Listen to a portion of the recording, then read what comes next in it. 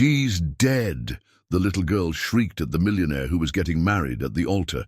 Then when they touched the bride, they discovered something that made everyone there cry. Comment giving a score from 0 to 10 for my story. Your opinion is very important, and subscribe to my channel to support my work. I count on your help.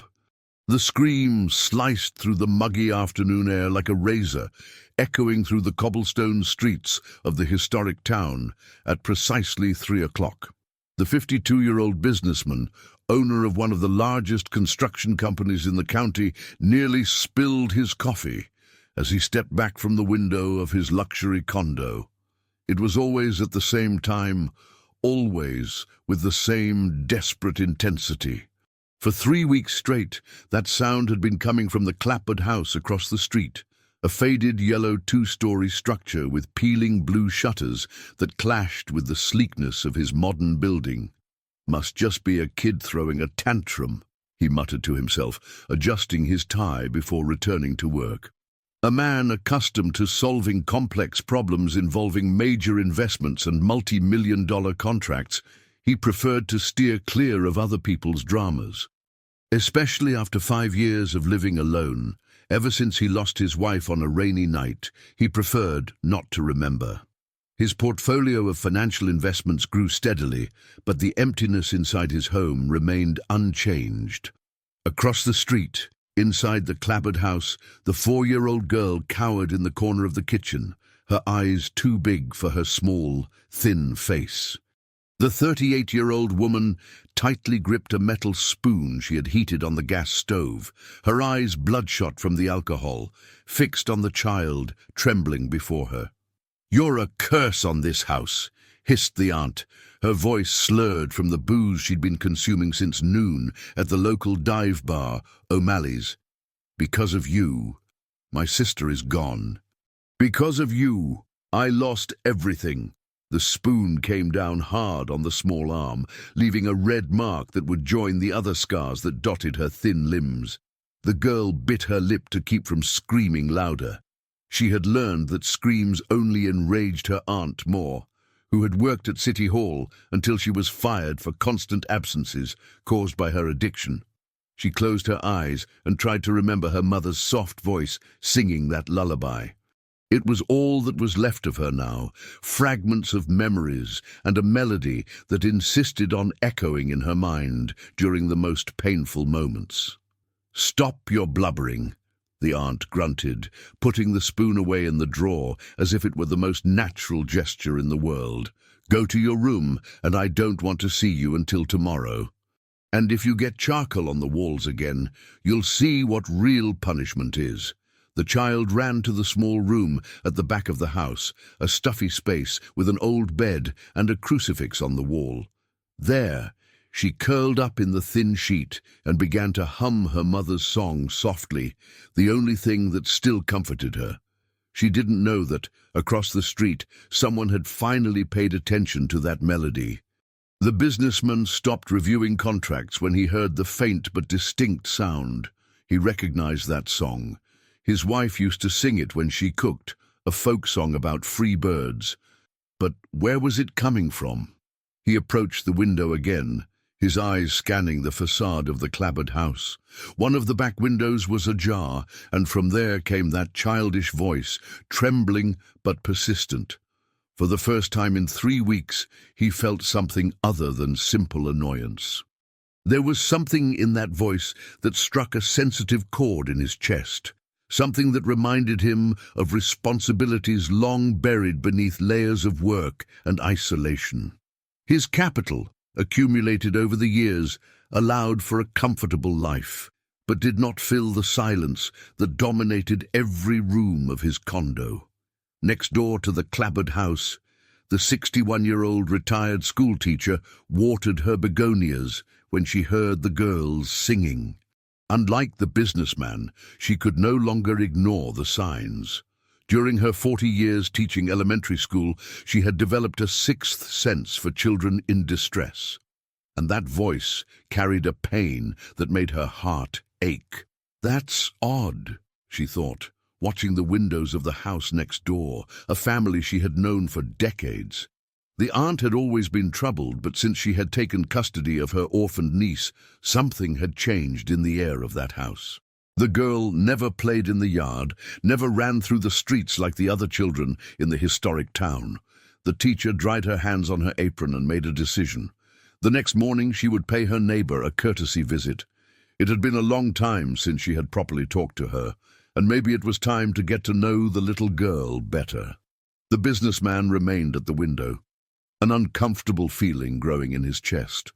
The music had stopped, but something in those few minutes had awakened memories that he preferred to keep dormant. Memories of his former employee who had resigned abruptly 5 years ago, a few months before the accident.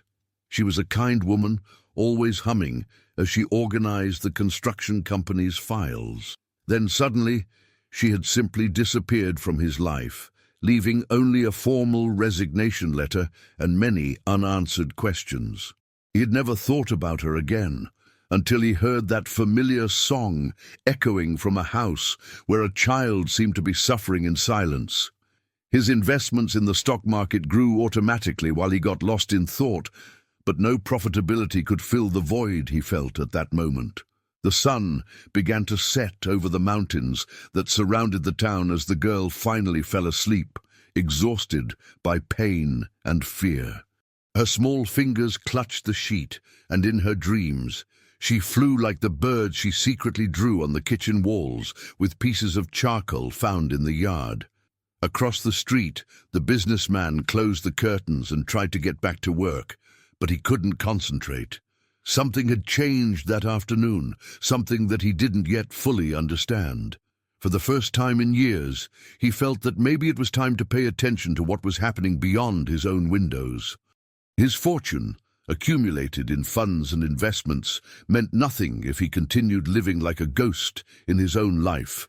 Night fell over the historic town, but the echo of that children's song continued to resonate in the mind of a man who had spent 5 years running away from his responsibilities, and a retired teacher who had never been able to ignore the suffering of a child. The next morning brought with it the aroma of fresh bread from the local bakeries and the typical bustle of the historic town, waking up for another day. The retired teacher put on her best floral dress and combed her grey hair with extra care. There was something in that child's voice that didn't leave her in peace, an echo of hopelessness that she recognized from her years as an educator. At 9 o'clock sharp, she knocked on the door of the clapboard house. The sound echoed through the silent interior until shuffling footsteps approached. The aunt opened the door with a puffy face and bloodshot eyes, clearly suffering the effects of the previous night's binge. "Good morning. I came to pay a courtesy visit. It's been so long since we've had a proper chat." The aunt hesitated, running a hand through her unkempt hair. "Oh, Mrs. Henderson, it's not a good time. The house is a mess." "Nonsense, dear. We've been neighbors for so long." The teacher took a step forward, forcing the aunt to retreat. "And I would love to meet your niece. I hear she's a lovely girl." The woman's face hardened for a moment before forcing a sheepish smile. "The girl is sick. High fever. Better not get close." At that moment, a soft noise came from the kitchen, the sound of something being dragged on the floor. The teacher pricked up her ears, immediately recognizing the sound of a child trying to move silently. "Maybe I can help," she insisted. "I have experience with sick children. Raised 3 myself, you know how it is." "No need. No," the aunt replied quickly, blocking the entrance with her body. "I already took her to the doctor. It's just a flu. It'll pass soon." The teacher noticed the woman's nervous hands, the way she avoided eye contact, and especially the strong smell of alcohol that emanated from her, even though it was so early. All the signs that she had learned to recognize during decades dealing with troubled families. Across the street, the businessman watched the scene from his window while eating breakfast. He had woken up earlier than usual, disturbed by confusing dreams where a child's voice mixed with memories of his former employee. When he saw the teacher at the door of the clapboard house, a strange curiosity washed over him. The teacher finally said goodbye, but not before casting an investigative look at the interior of the house. There was something deeply wrong there, and her experience told her that a child was suffering. As she walked back to her house, she decided that she needed to find a way to verify her suspicions. Inside the clapboard house, the aunt slammed the door shut and went to the kitchen, where she found the girl crouched behind the table, trying to hide. The child had tried to reach a glass of water from the sink, but her height didn't allow it, and she had knocked over a chair in the process. "Didn't I tell you to stay in your room?" snarled the aunt, her irritation intensified by her hangover and the unexpected visit. "I was thirsty, Auntie," murmured the girl, her big eyes fixed on the floor. "Thirsty?" The woman laughed bitterly. "You want water? Then go get it in the yard. And since you like making so much noise, you can stay out there until I decide you can come in." The child went out to the small backyard, a space surrounded by high walls and dominated by a single apple tree. There she sat on the ground and began to draw with a piece of charcoal she had found near the stove. They were always birds, small, large, some flying, others perched on imaginary branches. Each stroke represented her dream of freedom, of flying away from that house where pain was her only constant companion. The hours passed slowly. The aunt had locked the back door, leaving the girl in the yard under the hot midday sun. The child began to feel dizzy, but knew that knocking on the door would only result in more punishment. So she began to hum her mother's song softly, the melody being her only source of comfort. It was this melody that reached the businessman's ears again. This time he couldn't ignore it. There was something too familiar in that voice, in that specific song. He picked up his cell phone and, almost without thinking, began to record. He didn't know exactly why, but an instinct told him that he might need that evidence. As he recorded, fragments of memories began to fit together in his mind. His former employee hummed that same song while she worked. She, who had been an exemplary employee until she disappeared abruptly. She, who always spoke fondly about her little girl, a girl named... The realization hit him like a punch to the gut. His former employee's daughter was named exactly that. The child who was suffering in the house across the street was the daughter of the kind woman who had worked for him for 3 years before simply disappearing. How hadn't he made this connection before? The businessman put his cell phone away and began to pace back and forth in his condo. He vaguely remembered her mentioning family problems, a sister she didn't get along with, financial difficulties.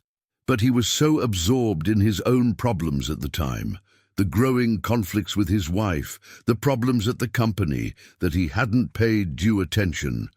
Now 5 years later, his ex-employee's daughter was across the street, and from the sounds coming from that house, she wasn't in a good situation. The guilt he carried for the loss of his wife multiplied, now including regret for not having helped when she clearly needed it. His wealth accumulated in assets meant nothing in the face of this human failure.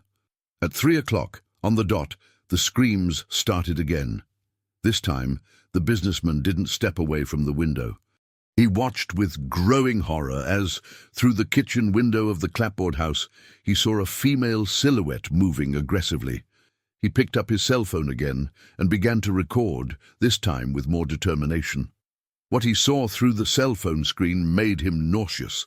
The aunt was holding something in her hands. It seemed to be a kitchen utensil, and gesturing violently towards a small figure that he could barely distinguish. The girl's screams echoed through the afternoon, and this time he couldn't pretend they were just childish tantrums. When the silence returned, he remained at the window for a few more minutes, his heart pounding in his chest. He had just witnessed something that would change everything. The question now was, what would he do with this information? His net worth could solve many problems, but this required more than money. It required courage.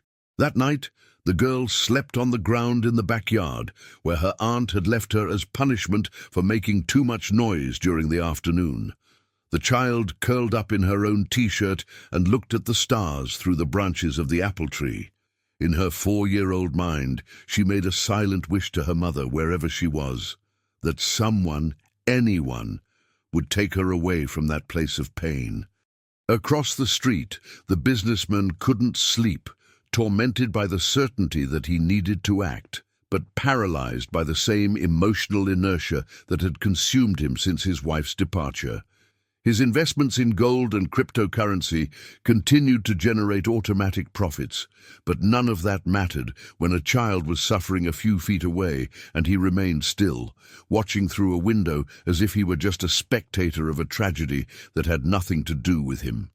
3 days had passed since the businessman discovered the child's identity, and guilt consumed him like a slow fire. During those days, he had systematically documented the episodes of violence, always at 3 o'clock, always with the same methodical brutality. His collection of videos and audios grew, but his courage to act remained paralyzed by the same cowardice that had haunted him since the night he lost his wife. On that Thursday morning, the retired teacher made a decision that would change everything.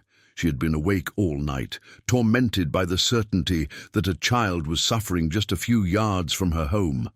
Her 4 decades as an educator had taught her to recognize the signs, and all of them were present in the clapboard house next door. She decided to approach the situation differently. Instead of attempting another direct visit, she opted for a more subtle strategy. At 7 in the morning, she positioned herself in her side yard, the spot from which she had the best view of the clapboard house's backyard. What she saw horrified her. The little girl was sitting under the apple tree, all alone, wearing only a torn t-shirt and underwear. Her small arms were marked with obvious burns, some still red and inflamed. The child was drawing in the dirt with a piece of charcoal, creating shapes that the teacher recognized as birds. "Dear God," she whispered, her hands trembling as she held the fence that separated the yards. It was worse than she had imagined. Much worse. The little girl looked up and saw the old woman watching her. For a moment, the two stared at each other in silence. Then, to the teacher's surprise, the child smiled, a weak but genuine smile, and gave a shy wave. "Hi," she said in her tiny voice. "Hello, sweetie," the teacher replied, fighting to keep her voice steady. "Are you okay?" The girl glanced quickly at the house's windows before answering. "I am. I'm just drawing birdies." "How lovely. Do you like birds?" "I love them. They can fly wherever they want," the child replied, her large eyes shining with a sadness that broke the teacher's heart. At that moment, the aunt's harsh voice echoed from inside the house, calling for the girl. The terror that instantly washed over the child's face said everything the teacher needed to know. The girl scrambled to her feet, wiped her hands on her t-shirt, and ran inside, but not before looking back one more time at the teacher with an expression that screamed for help. The teacher remained in the yard for a few more minutes, processing what she had seen. The burns, the fear, the way the child reacted to her aunt's voice. It all confirmed her worst fears. She could no longer pretend she didn't know what was happening. Across the street, the businessman had witnessed the entire interaction. Through his window, he could partially see the backyard, and the sight of the marks on the girl's arms made him sick to his stomach. For the first time in 5 years, he felt a genuine fury burning in his chest. His former employee had trusted him in a way, even if it was indirect, even if he didn't know it at the time. She had left her daughter in the care of a family who lived in the same town where he lived. And now that child was being tortured while he watched from his comfortable condo, paralyzed by his own cowardice. His monthly income easily surpassed what most people earned in a year. But what good was all that money if he couldn't use it to do the right thing? At 11 in the morning, the teacher made a courageous decision. She put on a respectable dress, picked up a plate of homemade cookies she had prepared as a pretext, and headed over to the clapboard house again. This time she would not take no for an answer. The aunt answered the door reluctantly, clearly annoyed by her neighbor's persistence. "Mrs. Henderson, I already told you it's not a good time. Dear, I brought some cookies I baked yesterday, the teacher interrupted firmly, and I insist on getting to know the little one better. As old neighbors, it's our duty to support each other. Before the aunt could protest, the teacher had already stepped into the house, using all the authority that decades in the classroom had given her. The inside of the clapboard house was dark and smelled of mildew mixed with stale alcohol. Old, poorly maintained furniture cluttered the living room, and a heavy atmosphere made the air feel hard to breathe. The girl's sleeping, the aunt lied, blocking the way to the back of the house. What a shame. Maybe another time then, the teacher said, but her experienced eyes had already catalogued several disturbing details. Dark stains on the kitchen floor that seemed to have been poorly cleaned, a metal spoon left on the stove, and most tellingly, small charcoal drawings on the walls that had clearly been made by a child. At that moment, a low sound came from the direction of the kitchen, a muffled sob, almost imperceptible. The teacher and the aunt froze. The silence that followed was tense and revealing. "Must be the neighbor's cat," the aunt said quickly, but her voice trembled slightly. The teacher smiled and nodded, but she had decided she had seen enough. "Well, I'll let you two rest then, but remember, I'm always right next door if you need anything. Anything at all." The tone made it clear that this was not just a casual offer of help. It was a subtle but direct warning. After the teacher left, the aunt slammed the door shut and stormed into the kitchen, where she found the girl huddled behind the gas stove, trying to hide. The child had cried upon hearing the teacher's kind voice, remembering a kindness she had once known. "You were making noise," the aunt accused, her eyes already glinting with familiar fury. "No, Auntie, I didn't make any noise," the girl protested, but her small voice sounded weak even to her own ears. The aunt picked up the metal spoon from the stove and held it directly over the flame. The child recognized the ritual and began to tremble.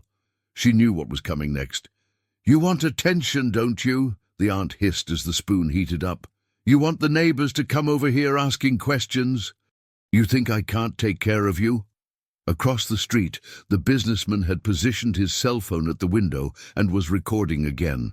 This time, he managed to capture not only the sounds, but also partial images through the kitchen window.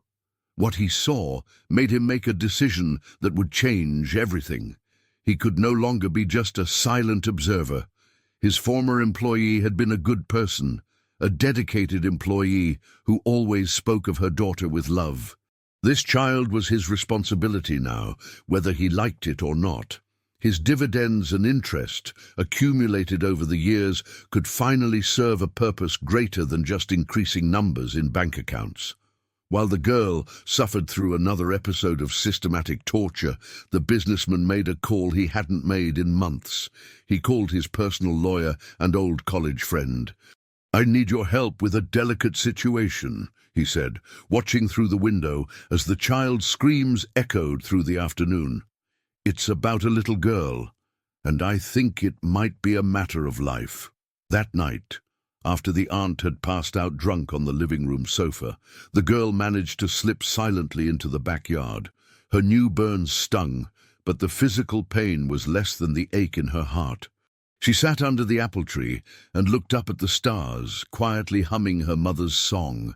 What she didn't know was that, for the first time in months, someone was truly paying attention to her suffering, and that, in the coming days, her life would change in ways she couldn't even imagine. The lawyer arrived at the businessman's condo on Friday morning with a grave expression. The two men had been friends for nearly 3 decades, and the lawyer was well aware of the emotional shell his friend had built after losing his wife. That's why the urgent call from the previous night had surprised him so much. "I need you to tell me exactly what's going on," the lawyer said, sitting in the spacious living room. "You mentioned a child in danger, but I need details." The businessman poured coffee and positioned himself near the window, the spot that had become his obsession over the last few days. The little girl who lives in the house across the street is the daughter of a former employee of mine. She's being abused by the aunt who's caring for her." "Abused how?" the lawyer asked, taking a legal pad from his briefcase. "Burns. Daily screaming. Neglect." The businessman paused, struggling with the words. "I have recordings, evidence of what's happening." The lawyer was silent for a moment, processing the information. "This is very serious. If you have evidence of child abuse, you need to contact Child Protective Services immediately." "I know," the businessman replied, running his hands over his face. "But there's more. My former employee worked for me for 3 years. She left abruptly in 2019, just a few months before the accident. I never understood why, but now you feel responsible," the lawyer finished, understanding the emotional complexity of the situation. The businessman nodded. "If I had paid more attention back then, maybe I could have helped. Maybe she wouldn't have had to leave her daughter with that woman." At that moment, the familiar sound of screams echoed from the house across the street, even though it was only 9 in the morning. Both men turned to the window, and the lawyer could see the anguish on his friend's face. "Does this happen every day?" he asked, horrified. "At 3 in the afternoon, like clockwork. But sometimes at other times, too," the businessman replied, picking up his cell phone. "Want to see the recordings?" The lawyer watched the videos in growing silence, his face paling with each scene. As a specialist in family law, he had seen many cases of child abuse, but something about the systematic nature of this violence deeply disturbed him. "We can't wait any longer. I need you to give me all these recordings today. I'm going to contact Child Protective Services and the district attorney's office. This child needs to be removed from that house immediately." While the two men planned the intervention, across the street, the little girl was living through another day of terror. The aunt had woken up with a particularly severe hangover and discovered there was no more alcohol in the house. Her irritation multiplied when she found new drawings of birds the child had made on the kitchen wall during the night. "How many times do I have to tell you not to get the walls dirty?" the aunt yelled, grabbing the girl's arm with enough force to leave marks. "You're a pest, a curse on this house." The child tried to explain, to say that she had dreamed of her mother and that the drawings made her feel less alone, but the words were lost in sobs. At 4 years old, she still didn't fully understand why her aunt hated her so much, why each day brought new pain. "You're going to stay locked in your room until I decide what to do with you," the aunt continued, shoving the girl down the hallway. "And if I hear a single peep, you'll experience a punishment you've never had before." The room where the girl was locked was small and stuffy, with only one high window she couldn't reach. There she curled up in a corner and began to quietly sing her mother's song, the melody her only source of comfort in a world that seemed to have forgotten she existed. It was this song that the retired teacher heard as she walked past the house on her way to the grocery store. She had spent the entire night thinking about her conversation with the girl in the yard, about the marks she had seen on the child's arms, about the atmosphere of fear that permeated that house. The teacher stopped in front of the gate and listened. The child's voice was faint, but laden with a sadness that broke her heart. In that moment, she made a decision that would change everything. Instead of going to the store, she headed directly to the town center, where the small Child Protective Services office was located. She knew the caseworker well, a former student of hers who had dedicated herself to protecting vulnerable children. "I need to speak with you about a very serious situation," the teacher said, walking into the office without ceremony. The caseworker looked up from the papers she was reviewing. "Mrs. Henderson, how nice to see you. What brings you in today?" "A child in danger. My neighbor. I'm certain she's being abused." The caseworker sat up straight, her expression immediately becoming serious. During her 5 years as a caseworker, she had learned to recognize when a report was serious, and Mrs. Henderson was not the type of person to make frivolous accusations. "Tell me everything," she said, picking up an intake form. While the teacher recounted her observations on the other side of town, the lawyer was in a similar meeting at the district attorney's office. The prosecutor listened intently as he presented the evidence collected by the businessman. "This is compelling evidence," the prosecutor said, examining the videos on the lawyer's phone. "I'm going to order an immediate investigation and request the child's emergency removal from the home." "How long will that take?" the lawyer asked, concerned. "With this evidence, we can act today," the prosecutor replied. "I'll contact CPS now." And so it was that by a coincidence that would change the girl's destiny, two simultaneous reports arrived at Child Protective Services on the same morning. The caseworker was just finishing taking down the teacher's statement when her phone rang. "Child Protective Services, this is Sarah. This is the DA. I need you to conduct an emergency welfare check at a house on Main Street. We have evidence of severe child abuse." The caseworker paused, her pen hovering over the paper. "Is it by any chance number 127, the yellow clapboard house?" "That's the one. How did you know?" "I just received a report on the same house," she replied, looking at the teacher in surprise. "Two independent sources. That confirms the severity of the situation." By 2 in the afternoon, a coordinated operation was being assembled. The caseworker, accompanied by a social worker and a police officer, headed for Main Street. The teacher had offered to accompany the team to help with her experience with traumatized children. The businessman watched everything from his window, his heart pounding in his chest.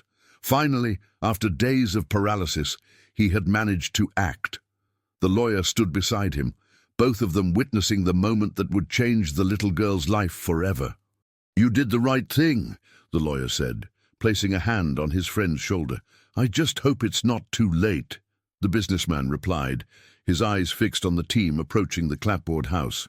In the house, the aunt had left to buy alcohol at the local bar, leaving the girl locked in the stuffy room. The child continued to sing softly, unaware that her life was about to change radically. When the caseworker knocked on the door of the clapboard house and received no answer, she used her legal authority to enter the property. What they found inside exceeded even their worst expectations. A dirty and poorly maintained house, a strong smell of alcohol, and obvious signs of neglect in every room.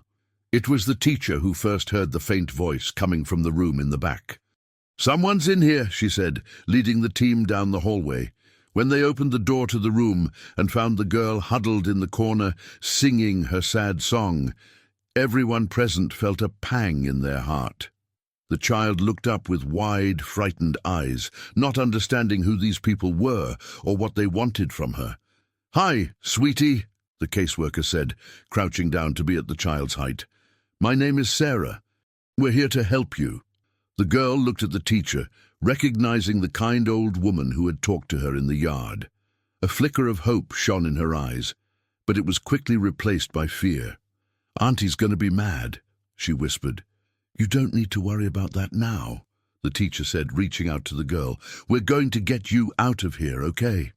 The exit from the clapboard house was a moment that would be etched in everyone's memory. The child held tightly to the teacher's hand, her steps small and hesitant as she walked through the door that had been her prison for so many months. Her wide eyes scanned the streets as if she were seeing the world for the first time. "Where are we going?" the girl asked. "To a safe place, sweetie," the teacher replied, gently squeezing the small hand. "A place where nobody will ever hurt you again."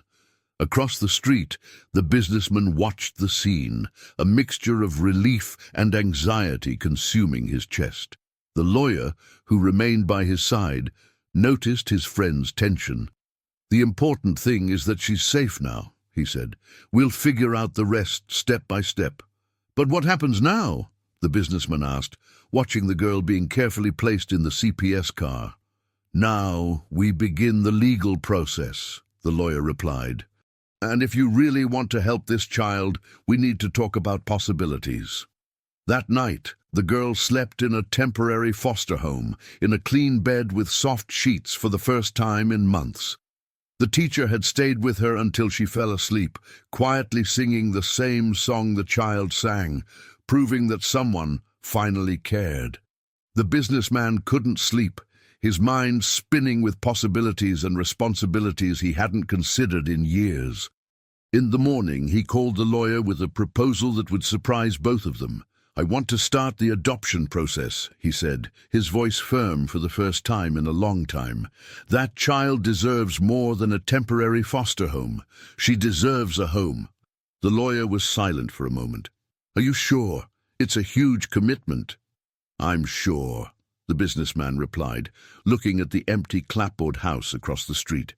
"I failed her mother when she needed me. I won't fail her daughter." The following months were intense. The legal process required psychological evaluations, proof of financial stability, which thankfully wasn't a problem given his accumulated capital in multiple investments, and most importantly, proof that he was emotionally prepared to care for a traumatized child. The teacher became a vital ally, helping him understand the girl's needs, preparing the condo, and serving as a bridge between him and the child who was still learning to trust again. The first visits were difficult. The girl recognized him as the man from the window, but didn't understand why he wanted to help her. It took weeks of patience, gentle conversations, and constant presence before she began to offer small smiles. One day, during a visit to the park, the girl held his hand for the first time, on her own accord. "Did you know my mommy?" she asked, her big eyes fixed on him. "I did," he replied, kneeling down to be at her height. "She was a very special person, and you're equally special." "She used to sing a song," the girl said, "about birds." "I know," he said, feeling tears threaten to fall. "I heard you singing the same song. That's how I knew I needed to help you." 6 months after the rescue, the adoption was finalized. The condo that had once been a silent museum transformed into a real home, with drawings of birds stuck to the refrigerator, toys scattered around the living room, and sounds of laughter echoing through the hallways. The girl started attending school, where she made friends for the first time. She still had occasional nightmares, was still startled by loud noises, but she was learning that not all adults were a source of pain. The retired teacher became practically a grandmother to the child, visiting regularly, teaching her to cook, telling stories, and providing the maternal figure she had lacked. 1 year after that fateful day when he finally decided to act, the businessman and the girl visited her mother's grave together. The child placed flowers she had chosen herself and sang the song quietly. "Mommy," she whispered, "now I have a daddy who takes care of me, and a grandma who teaches me things, and friends at school. I think you'd be happy." The businessman put his hand on the girl's small shoulder, feeling a deep connection he never imagined possible. His fortune, accumulated over the years, finally had a real purpose: to build a future for this child who had survived the worst and still managed to smile. That night, as he tucked the girl into bed, she held his hand and said something that changed everything. "Thank you for hearing me when I sang. Thank you for not just looking out the window." He kissed her forehead and silently vowed that he would never again be just an observer when someone needed help. The girl he had rescued had also rescued him, pulling him back into life when he was adrift in his own isolation. And as she fell asleep safely, dreaming of birds flying freely through the sky, he knew that he had finally found what his money could never buy: purpose, connection, and the chance to make a difference in the life of someone who truly needed it. If you liked this video, please subscribe to my channel. I promise to bring you videos every day that will make your life happier. Comment what you thought of my story, giving a score of 0 to 10, and thank you very much.